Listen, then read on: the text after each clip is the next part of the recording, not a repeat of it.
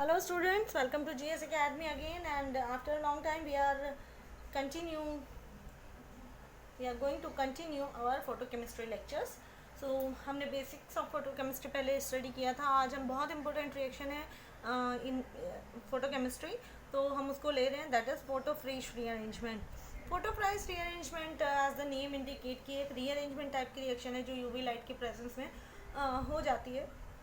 So some of the molecules जिनमें भी carbonyl group alpha position पे प्रेजेंट होता है, वहाँ पे इस तरह की रिएक्शन पॉसिबल होती है. It is a type of intramolecular rearrangement, and in this particular reaction there is migration of acyl or alkyl group to ortho and para position. So in a molecule like this, ठीक है, यहाँ पे क्या है, this is a molecule जो photofresh rearrangement में जाता है, any group which is having alkyl और acyl group in this position.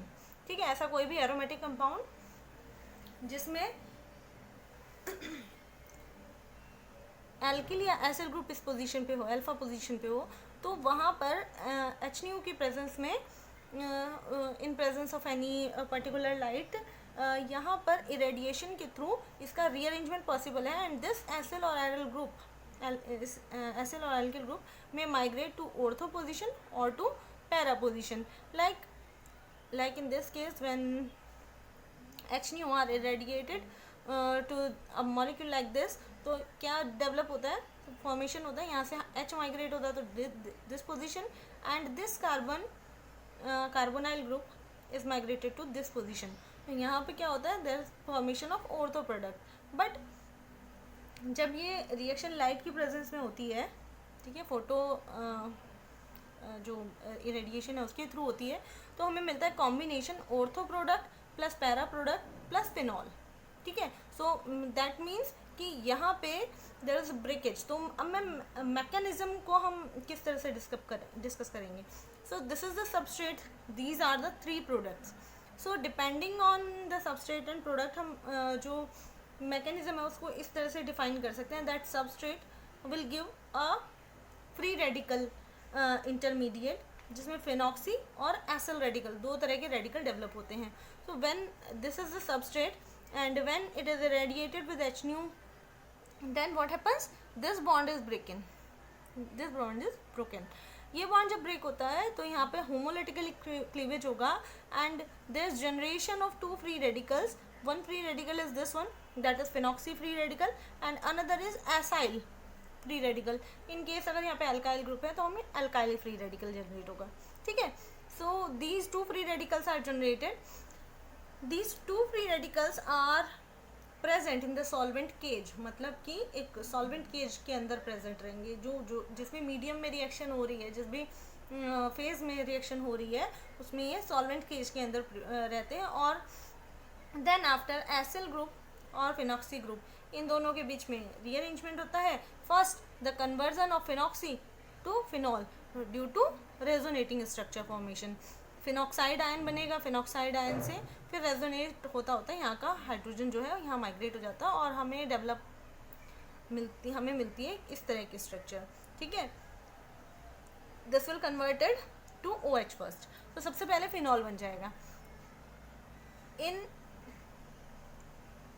In the mechanism after formation of phenol it may be possible कि जो ये बॉन्ड जो हमारे यहाँ पे डिसलोकेट हुए हैं, इन बॉन्ड्स में क्या होगा, इस कार्बोनिल ग्रुप का अटैक होगा. So this attack may be at the ortho position, may be at the para position. ठीक है, अगर ऑर्थो पोजीशन पे अटैक होता है तो ये ऑर्थो प्रोडक्ट बनाता है, अगर पैरा पोजीशन पे अटैक होता है तो ये पैरा प्रोडक्ट बनाता है. ठीक है, so we will get a combination of 3 products, ortho plus para plus phenol. ठीक है, so this is called the photofresh rearrangement. Now what is important in this particular type of rearrangement? Yes, this is to be noted that this reaction is having some importance. क्योंकि अगर ये reaction liquid phase में, liquid form में हो रही है तो यहाँ पे क्या होगा, ये प्रोडक्ट बनेंगे. अदरवाइज इन गैसियस फेज, अगर ये रिएक्शन हम गैसियस फेज में कराते हैं, in gaseous phase only phenol is formed, केवल phenol is formed as a product. ठीक है, but when we are doing the reaction liquid phase, तब क्या होता है कि यहाँ पे सॉल्वेंट केज जनरेट होता है, ठीक है। सॉल्वेंट केज जनरेट होने की वजह से यहाँ पे ऑर्थो और पैरा प्रोडक्ट जो हैं वो प्रिपेयर होते हैं, ठीक है। So this is due to excited state, this is due to activation of these two compounds at the same time. और ये दोनों जब सॉल्वेंट फेज में सॉल्यूशन फेज में जब एक साथ प्रेजेंट होंगे तो दोनों के बीच में इंटरेक्शन होकर ऑर्थो और पैरा प्रोडक्ट बनता है। In gases phase there is no combination, no such combination is found. Acyl group is not definitely will not react with phenoxy group. So this is confirmed by this statement कि यहाँ पे क्या generate होता है, there is generation of solvent cage. Okay, now come to the example of such type of reaction. This is the simplest example. बेंजेनिलाइड का conversion जब हम aniline और उसके substitutes में करते हैं, so this is the benzenilide. Any group as I told you, मैंने पहले लिया था एक फिनॉक्सी, एक कार्बोनिल ग्रुप का एक ऐसा एग्जाम्पल जिसमें ऑक्सीजन था। यहाँ पे हम एक एमाइड ग्रुप को ले रहे हैं, ठीक है। So this is benzanilide, there is a carboxyl group derivative NHCO group. So in this case यहाँ पे भी अल्फा पोजीशन पे CO ग्रुप प्रेजेंट है। So this molecule will also undergo photo Fries rearrangement, ठीक है। In this case NH group जो यहाँ पे प्रेजेंट है, this NH group in presence of UV light may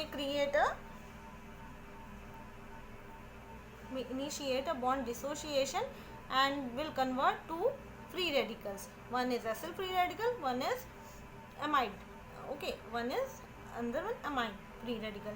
And then after the acyl free radical may go to ortho position or para position.